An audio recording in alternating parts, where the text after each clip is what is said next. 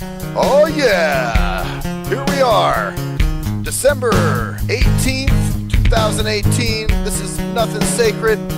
I am Maxwell Silverhammer. And I am Cruz and Kroll. This is the Nothing Sacred interview. We have Jay Dobyns here with us today. Jay Dobyns, former ATF agent who infiltrated the Hells Angels. What's going on, Jay?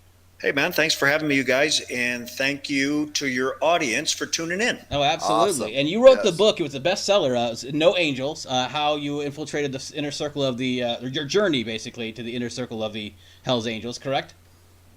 Yeah, I wrote that book. It was released in 2009, and, I'm just a public school education kid. I didn't have any writing experience. I wasn't... I didn't have any expertise in it, and 3 weeks after it was released, it was on the New York Times bestseller list. So that doesn't happen. I was blessed with that. Yeah, it's pretty incredible. Well, people are interested in this kind of thing, especially since the mystique surrounding the Hells Angels for all these years, obviously. And were you like the first? Obviously, it takes a lot to get into that inner circle.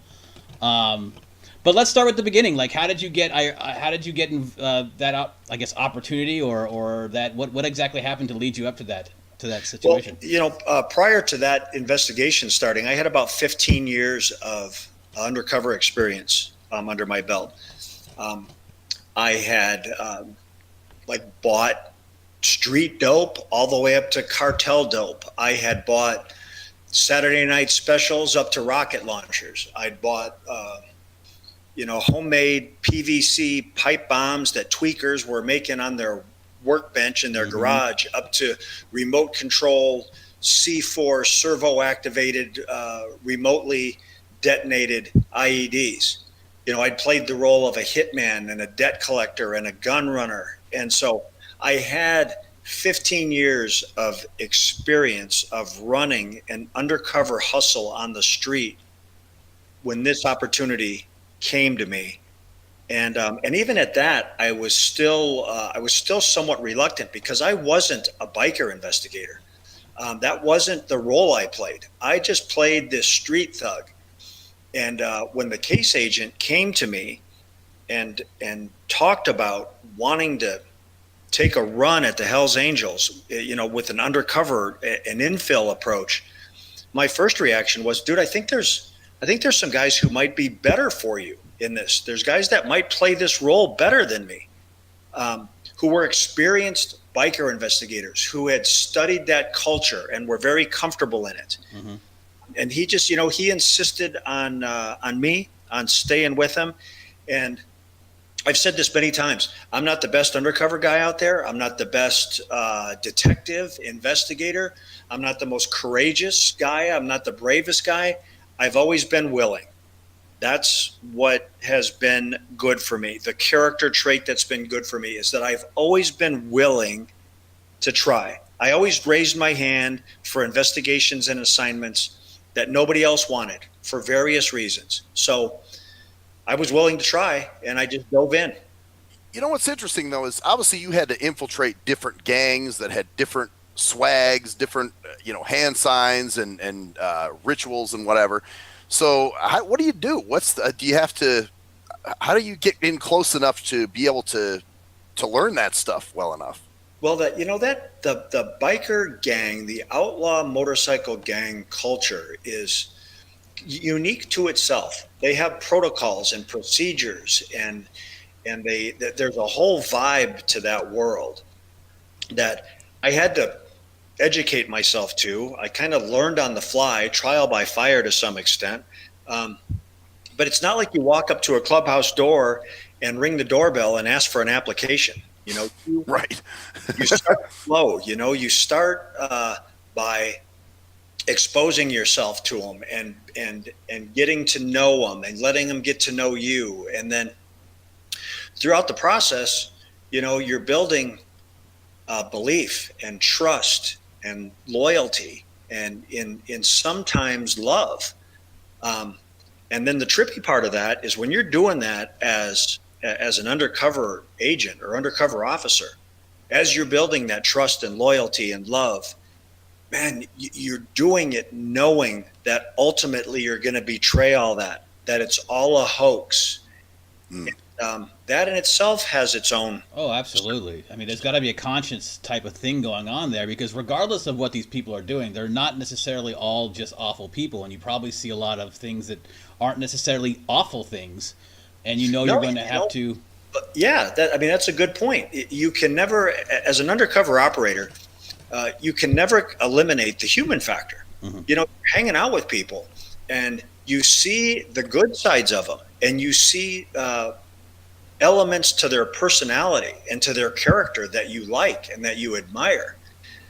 Then you see them maybe doing something that they shouldn't be doing, and it's heartbreaking at times because you'll see someone that you like and that you see that has potential and could be taking their skills and using them for good, and then they do something vile or despicable in your presence, and you're like, man, you're better than that. You're better than that, dude. You don't need to live this life. Mm-hmm. Right. You almost want to tell them right there, like just shake him and say, "Hey, bro, what are you getting? What are you doing here?" And not every guy I crossed paths with that wore a Hell's Angels patch was a murderer or a rapist or a drug dealer or a gun runner. And the ones that weren't, to be quite honest with you, I wasn't interested in them. I wasn't interested in hanging out with them. I wasn't interested in befriending them. I was looking for the people that were part of that organization who were involved in the violence. That's what I did. I chased violence. Yeah, it seems like a way to almost keep your conscience clean because if you did get in touch with all these people that are actually just doing their own thing and and not maybe not seeing all that stuff and it's probably an attachment thing. It's like you have to keep yourself like grounded in what you're actually there to do, right? I mean, when I crossed paths with a Hell's Angel member who, from my perspective, wasn't involved in criminality, wasn't engaging in violence or promoting violence, man, I basically just kept them as an acquaintance because they weren't advancing the investigation. Other than having their friendship and their association, they were bringing nothing to a criminal investigation, and I just didn't have the time to waste. No, sure. Actually, it'd probably be a detriment in a way because they're just clogging up things with people that you don't need to notice you, maybe, right, or something. Yeah, and I think it's important to maintain an association and a friendship with them. You don't want people in that world setting their heels against you. No, and of course not. deciding that they don't like you. But I wasn't going out of my way to spend any time with them or to get to know them any better because I would have been spinning my wheels. And there was people out there that did need my attention and did deserve my time as an investigator.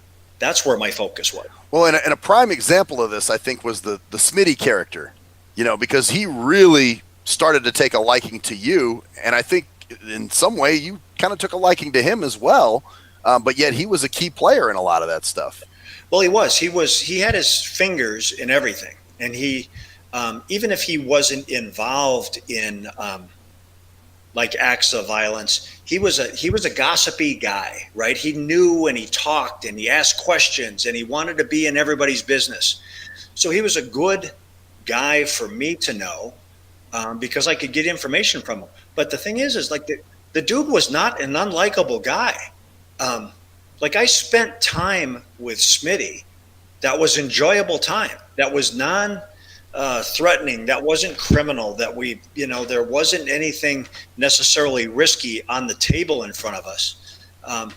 He wasn't an unpleasant person to spend time with. Well, yeah, just by the way you painted the picture. And some of those guys like him, he lived a double life. I think, did you say him and his wife worked somewhere with the schools or something like that? Or I'll tell you what, man, you know what? A lot of these guys do live regular blue collar, common man lives.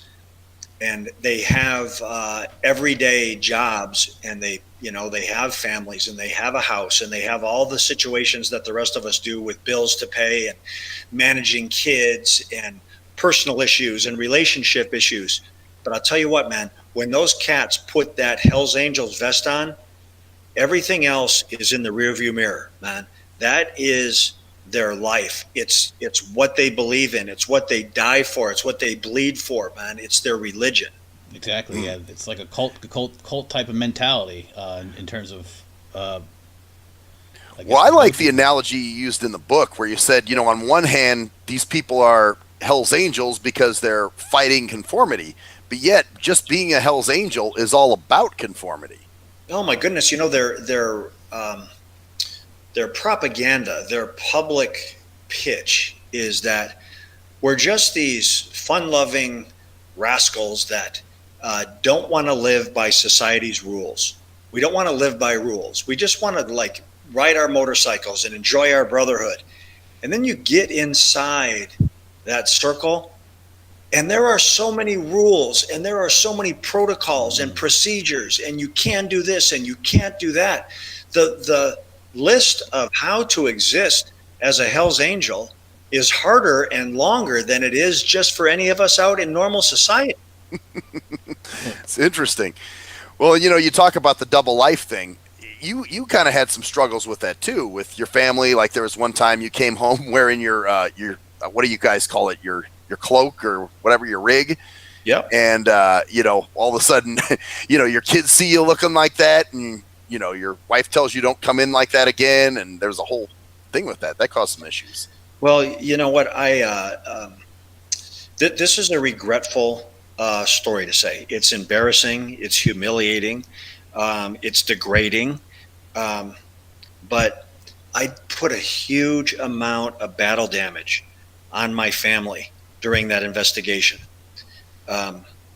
If you're going to inherit a persona, a false persona, and you're going to pretend to be someone that you're not, and when you're doing it, and when you're trying to sell that to people who they're not big on excuses, man, and they're not big on explanations. If they find out that you're running a hustle on them, if they find out you're lying to them or deceiving them, especially with the intent of damaging their gang, they ain't going to ask you about it, man. They're going to put a baseball bat on the back of your head.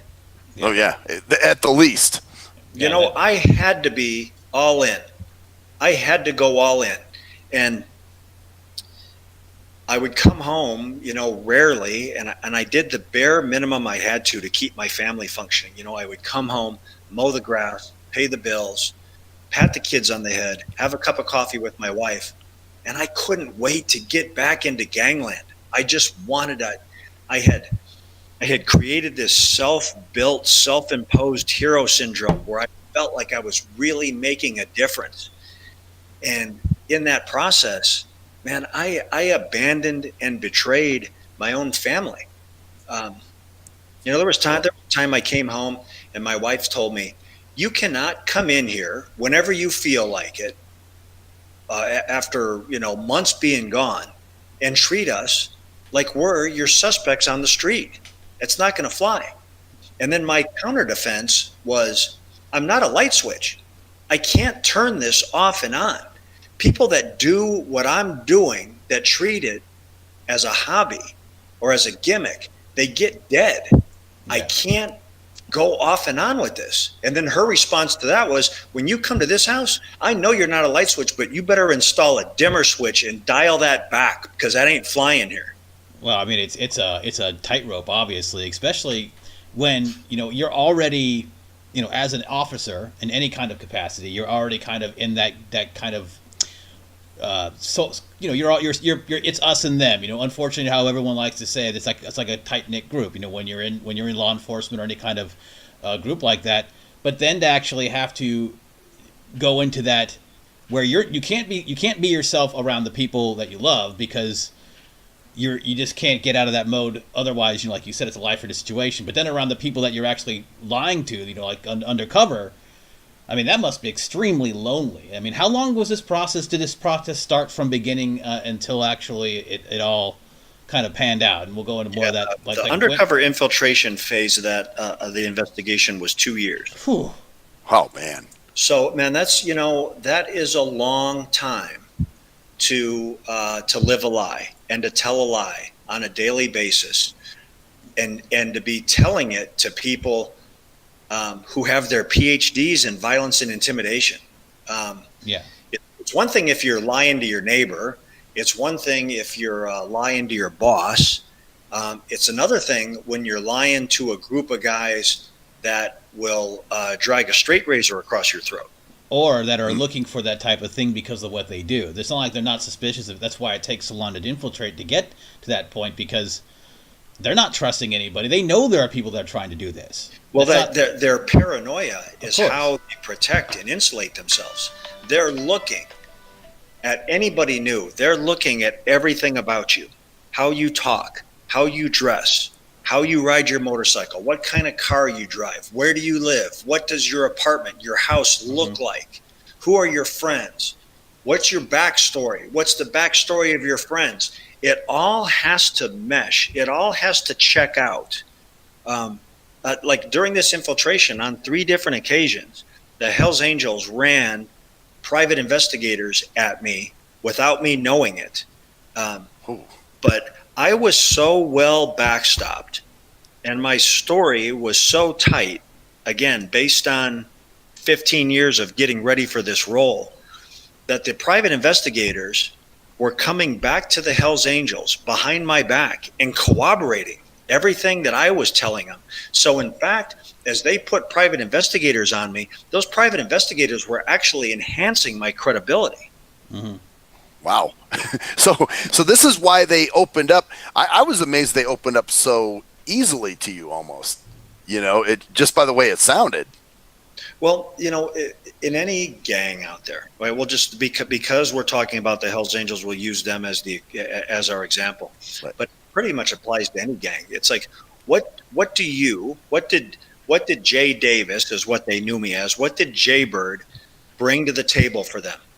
If you're just some cat that's sitting at the end of the bar in some broke down tavern with his plumber's crack hanging out and long hair and earrings and a tattoo and a Harley parked in the parking lot, man, they're not interested in you. There's hundreds of thousands of those dudes out there who would love to be a Hells Angel. They don't have any interest in those guys because they don't bring anything to the table. Mm-hmm. I had to have a value to these guys. So they believed that I was a debt collector. They believed that I had gun running sources into Mexico. They ultimately, my cover story, the evolution of it, they believed me to be a hitman.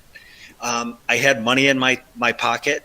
I tried to conduct myself in a way that they would admire. And so I was trying to make myself attractive to them. But at the same time, I was kind of playing the prom queen. I didn't want to jump too quick. I didn't want to seem too anxious or eager to be a part of them, because that in itself makes them suspicious. Yeah. Overexcited, wanted to be involved too quick. Yeah, if you just jump too quick, I always felt like I wanted them to chase me a little bit. I was chasing them, but I wanted to flip the table. I wanted them to pursue me. I wanted them to want me to be a part of their gang versus me trying to convince them that I wanted to be a part of their gang. Well, that reduces the mistrust anyways, because if they want you, obviously there's some trust there, or at least the ability to think, well, this guy's might be useful for us. Because if you're just pushing too hard on your end, it's like, well, what's going on? Why is he so eager?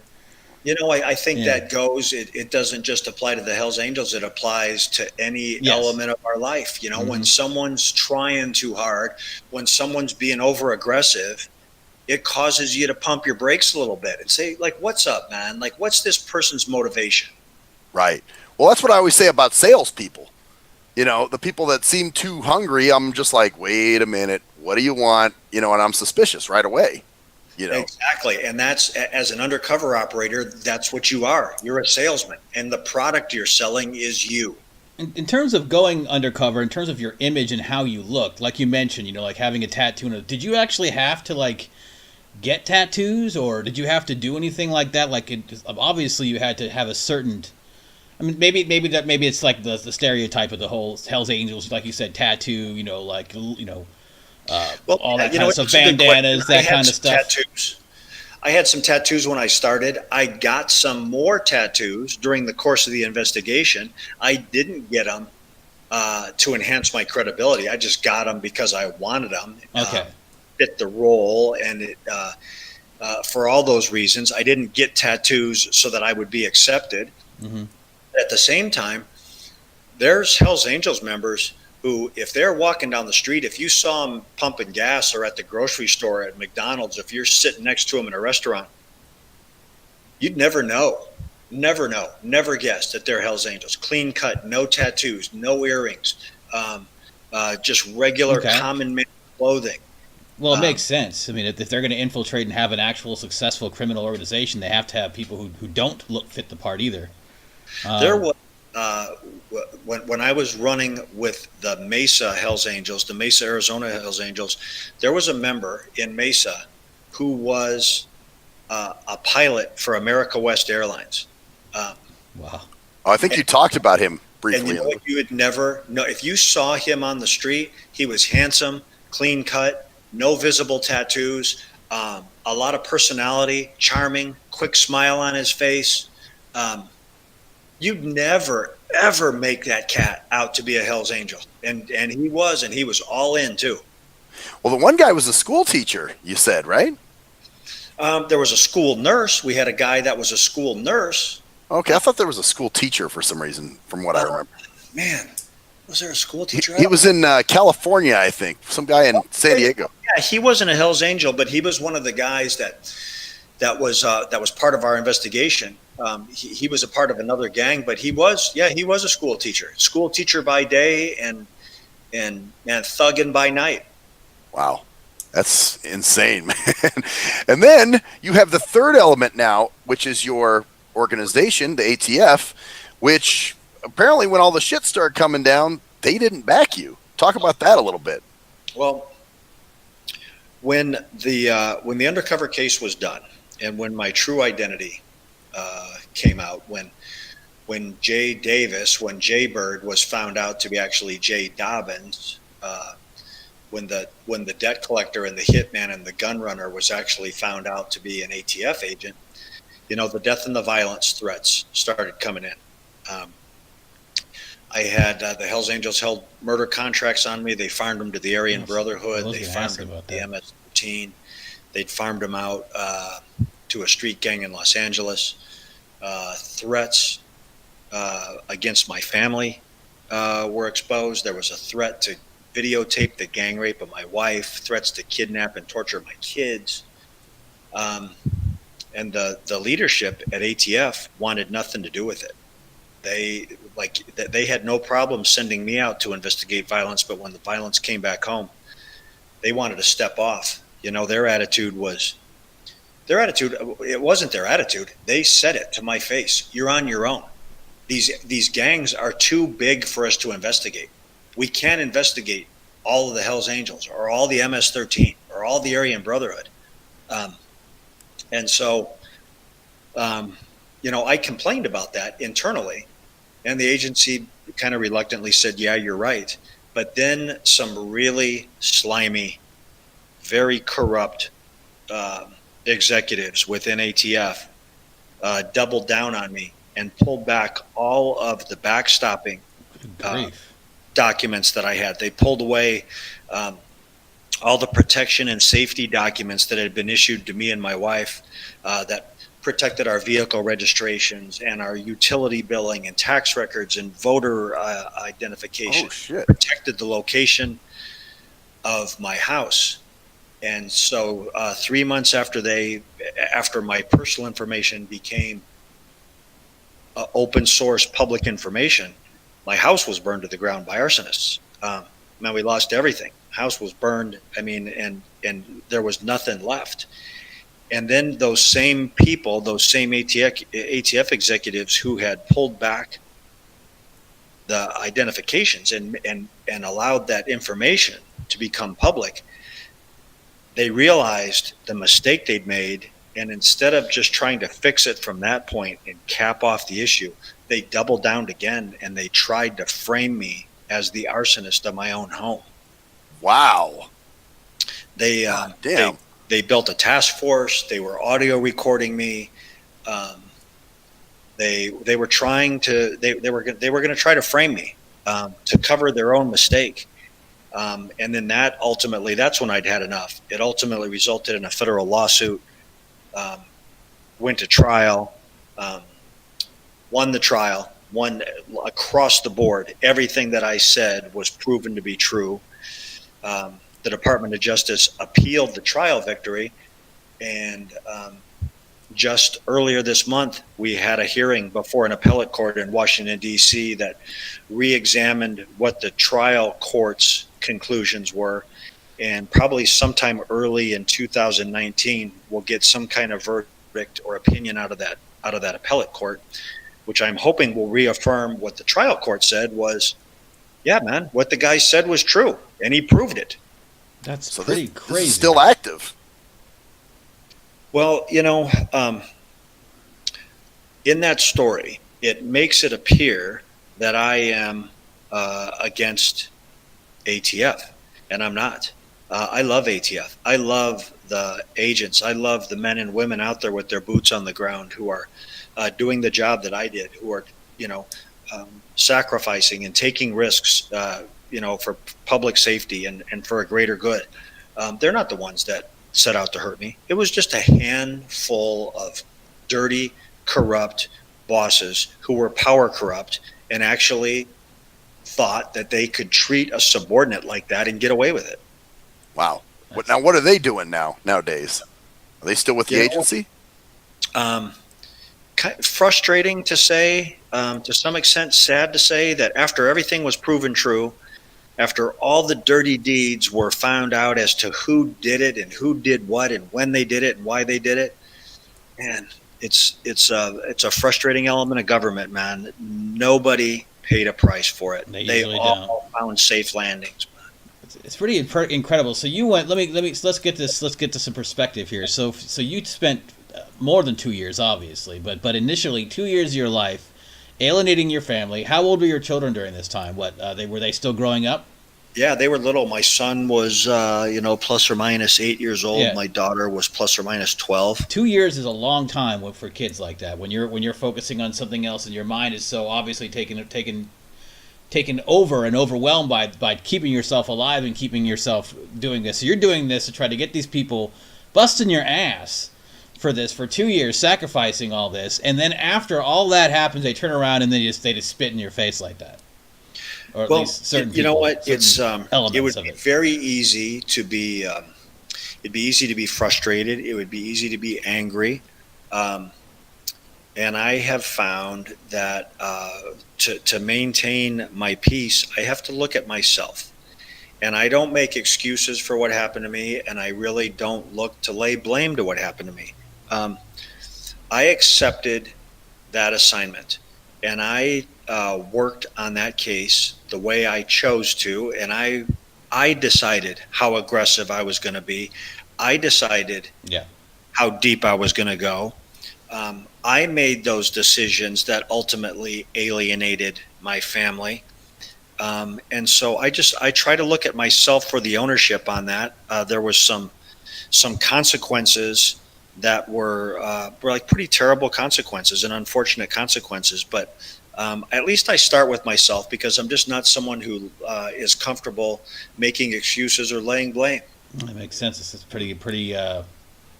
Because you easily could be a bitter, and obviously taking responsibility for yourself is obviously something that we all have to look at ourselves in the mirror and make and realize what be comfortable with the choices that we made, I guess. So yeah, and if I had to do it all over again, I would do it again. I would do it better. In hindsight, with that knowledge and wisdom behind me, I would do it again. I would just do it better. I know where my mistakes were. I know where my personal and professional flaws were. Unfortunately, when you're living it, when you're in it, you're just doing the best you can. Mm-hmm. You're just making the best decisions you can, and they're not always right. Yeah. Well, that's and what's crazy is now coming all those guys that were prosecuted with the Hells Angels, a lot of them didn't get the cases. A lot of the cases were thrown out and things, from what you said in the book. Yeah, what happened is. So the case ends, and there's various other Hells Angels investigations going on around the country. The Hells Angels defense team makes a valid argument to the government that we want to know everything that's going on. We need to know where the exposure is, and we need to know who's being investigated. And That's the beauty of living in America, is that we get to face our accusers. We get to see what evidence someone has against us if they're going to file criminal charges against us in a court of law. ATF resisted, saying, man, we're not going to give you everything. There's some things that we simply can't reveal at this point. Well, in that back and forth argument, the government ended up reducing some of the charges that we'd filed, dismissing some of the charges that we'd filed. For me, that was it was frustrating because it was my blood, sweat, and tears out there that had been used to bring those charges forward. And then, some guy who wears a necktie and cufflinks to work was going to decide, oh, we're going to give some people a pass and we're going to reduce these charges. But, I've learned, and I learned to some extent the hard way through that, is that you can only control what you can control. I can't make every decision, and not everything's going to go my way. So just, Jay, control what you can control. I had no control over that. That's a tough thing to come to grips with, though, I would think. Yeah, frustrating when you think about what we did. And it wasn't just me. This was not a one-man show. There was a whole team, a whole task force of people that worked as long and as hard and made all the sacrifices that I made to have that work washed off because of an internal dispute on the government side. The good guys' own infighting damaged our prosecution. Yeah, that's a tough one to choke down. But you know what? You know who's crying over it? You know who's sad over it or who feels bad? No one. No one does. And so you just keep moving forward. Well, you know what? And I think I said this to you in that email, but they may not have gotten the sentences they deserved, but I know living with the fact that they got infiltrated by an ATF agent so well and so deep into their organization has to fuck with them on some little subconscious level. You know what I mean?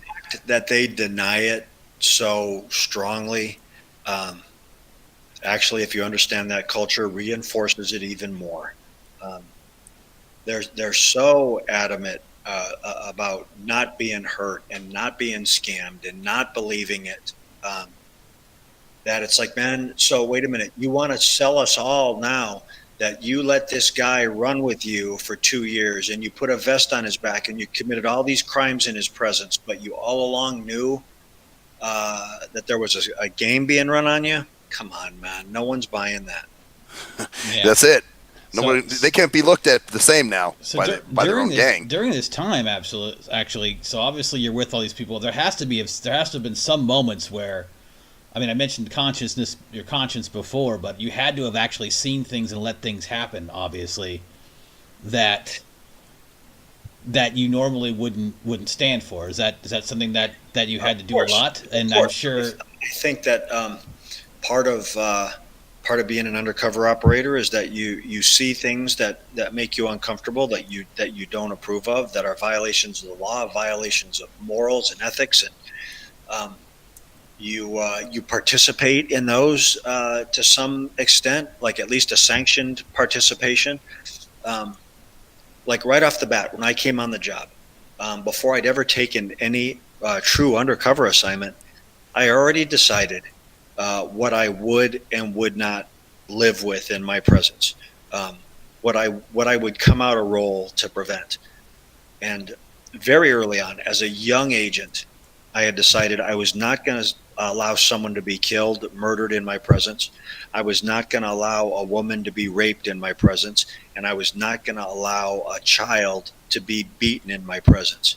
And then I just thought, from there, anything else that comes up, I'll figure it out. I'll figure it out on the fly. But those were the three things that I knew steadfastly. If this is going down, and if I'm in an undercover role, I'm coming out of role, and I'm going to do what I can to cap that situation off. Well, and one example of that is when you saved that girl from getting raped at that party. Remember the one you took home?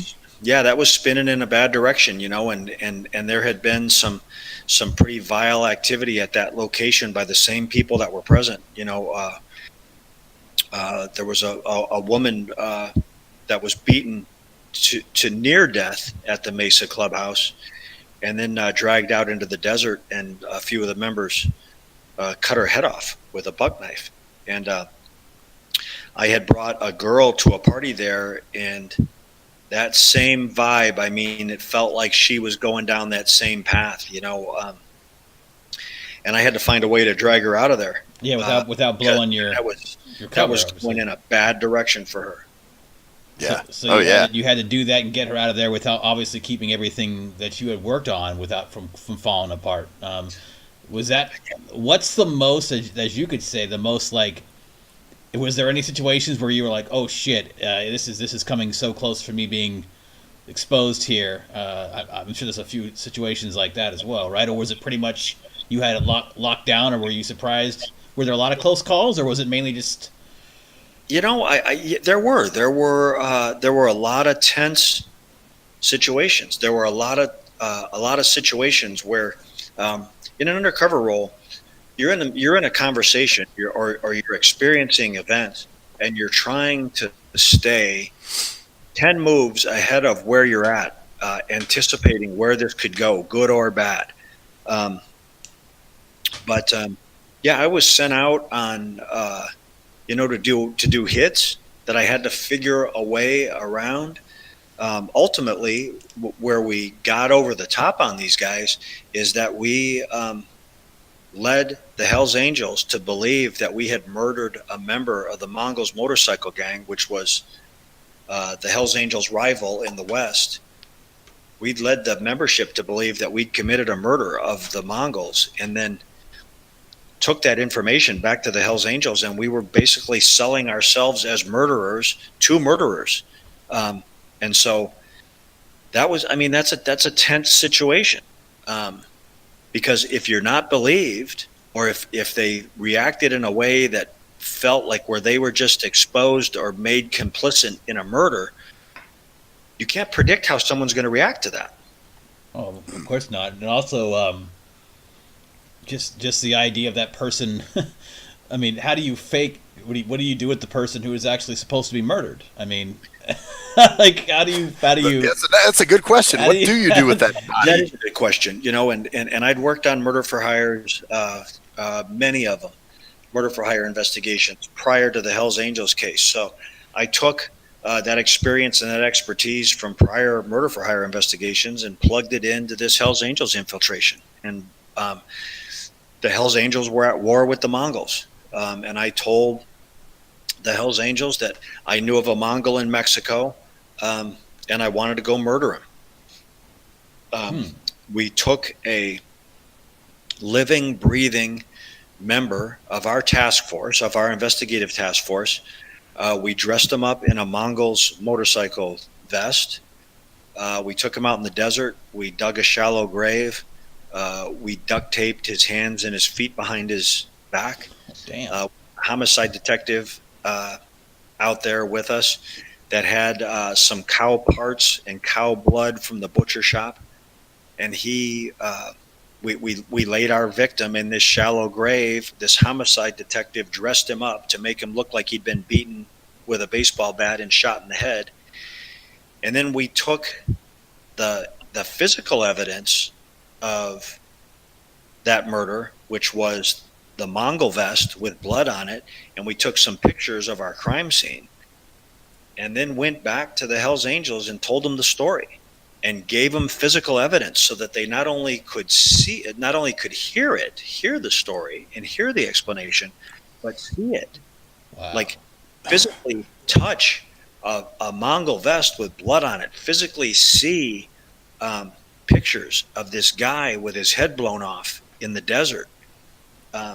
And so there was a lot of theatrics involved in selling that story. Oh, that's crazy. And it's pretty ingenious to create a Mongol. Because like, obviously, I thought maybe they had like said, we want you to go kill this person, this real person that we know of, and you had to like figure out a way to do it. But that's pretty ingenious to actually create the person yourself so that there's no real person to be found if they dug. Well, I had worked on those. I had worked on cases like, using the example that you set in the past, though. It didn't apply to this to this Hell's Angels investigation, but I'd worked on cases where I was hired as a hitman, where party A says, I need you to go kill party B for me. And party B is actually a living, breathing person who's uninvolved in the investigation. And we've done those. We've approached the intended victim and said, man, today's your lucky day. Oh, really? Well, how's that? Well, someone wants you murdered. Oh, and that today's my lucky day? It is, because the person they came to murder you is, unbeknownst to them, an undercover cop. So will you cooperate with us? You know, and it's been my experience across the board that intended victim is like, oh, hell yeah, I'll cooperate with you. Yeah, they have to like lay low, right, for a while, like maybe go to a safe house or like stay in some place where they can't be. Yeah, what do I got to do? Yeah. Is it a protective custody situation where their names are changed and their appearance is changed and everything, so they think that person's really dead? Yeah, what we've done in the past is take that person and stash them away and hide them away and say, hey, like, for all intensive purposes, from here forward, until we give you, the high sign, everything about you and everyone that knows of you has to believe you're dead, because we're not going to be able to sell this. We're not going to be able to convince the person that has solicited this that you are dead. If our hoax, if our game gets out. That's crazy. But when those, when we're working on those kind of cases, man, the hands on the clock are spinning so fast. They go really fast. We're not going to ask someone to hide for 18 months and pretend like they're dead. We're going to cap those off relatively quickly. Yeah. Oh yeah, a day or two or something like that, probably, hopefully, or yeah, a couple weeks or something. That's crazy. So how long ago was this and obviously the book was released 2000, when did you release the book? Yeah, the book came out in 2009, but the actual operation ran between 2001 and 2003. Okay. That's a 2-year window. Then you got another book out, which I wasn't able to read. Talk about that one a little bit. Yeah, I released a book last year. It was my second book. It's called Catching Hell, a true story of abandonment and betrayal.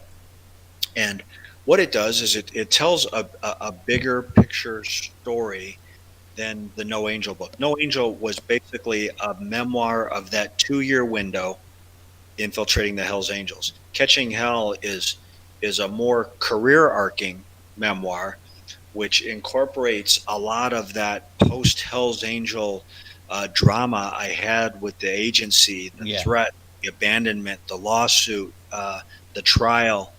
And then the title, A True Story of Abandonment and Betrayal, it kind of goes both ways, because I tell the story of the betrayal and the abandonment that I had created on the suspects that I had befriended as an undercover agent.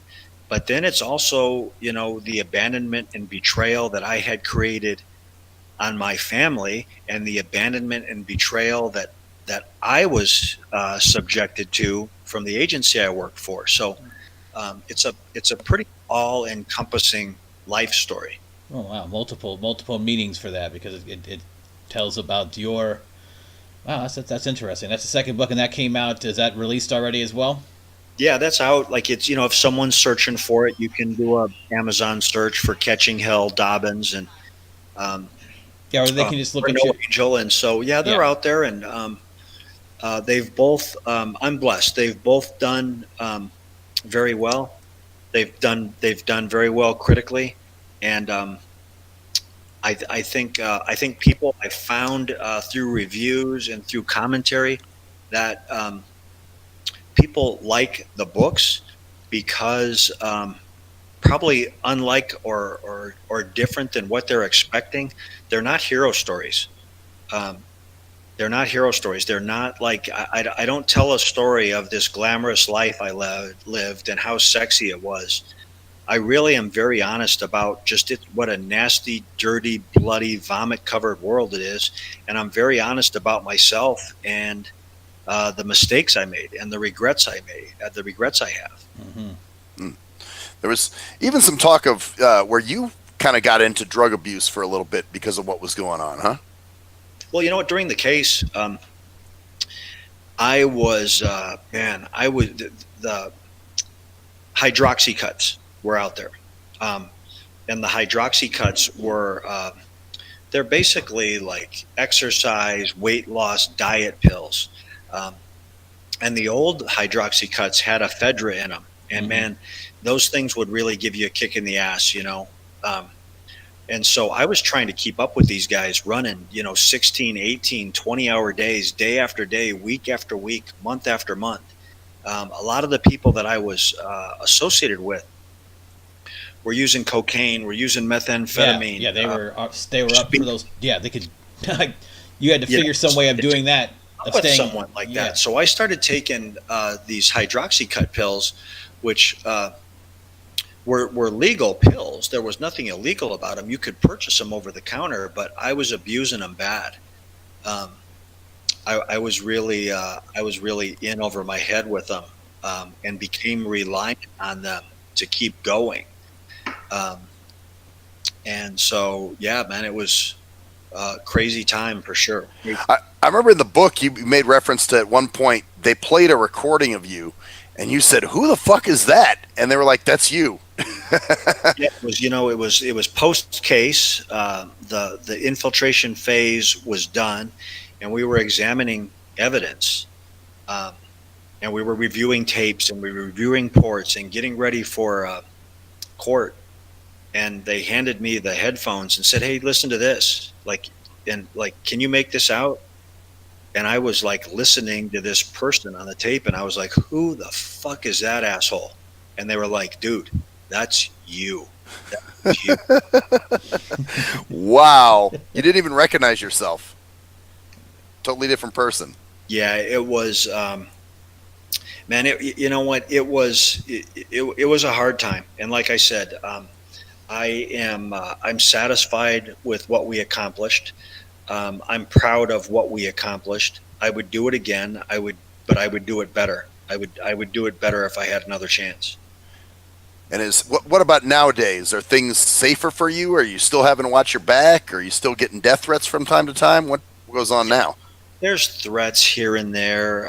As best we can tell, like from the intelligence community, like no one ever waved off the contracts, but the reality of it is it's been 15 years since the case ended. Most of the guys that got locked up are out.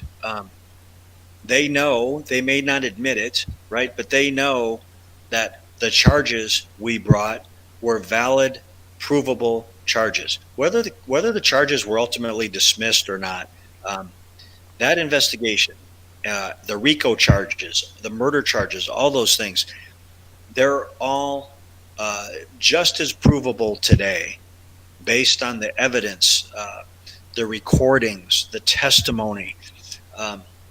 They're just as provable today as they were 15 years ago. But I guess to answer your question, I live my life with caution. I know what these guys are capable of.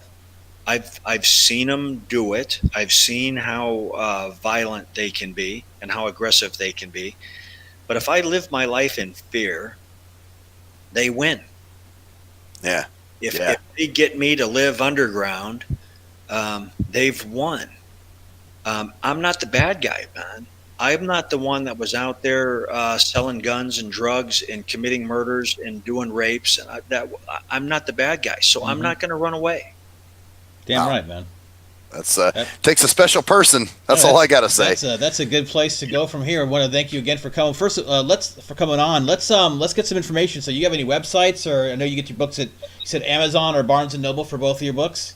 Yeah, you can get No Angel and Catching Hell on Amazon. You can order them through Barnes and Noble if they're not there. I have a website. It's just www.jdobyns, JAYDOBYNS.com. There's links to the books there. And so, man, again, thank you guys for having me, and thank you for the discussion and the questions. And I hope that your audience was, if nothing else, I hope they were entertained by our conversation. I'm sure they will be. And again, thank you for coming on, spending this time with us. And check out that book, the both books. You can get them both, and are they both on audiobooks too for those people that Yeah, the No Angel is on audiobook. Catching Hell is not on audiobook, but No Angel is. Yeah, that's the one I got to hear. All right, so if you want to do audiobooks, you can do that at Catching Angels. You can get that on a normal book, or I'll put some links into the description box down below. Thanks again, Jay, for coming on. It's been a pleasure talking to you this afternoon and evening. Thank you guys. All the best. Merry Christmas. Yeah, and I love your perspective, man. I love your perspective and your humility. And the rest of you, I'm Maxwell Silverhammer. And I'm Cruise Control. And that's the story there, bitches! We'll see you next time on the Nothing Sacred Show. See ya. Thank you for coming.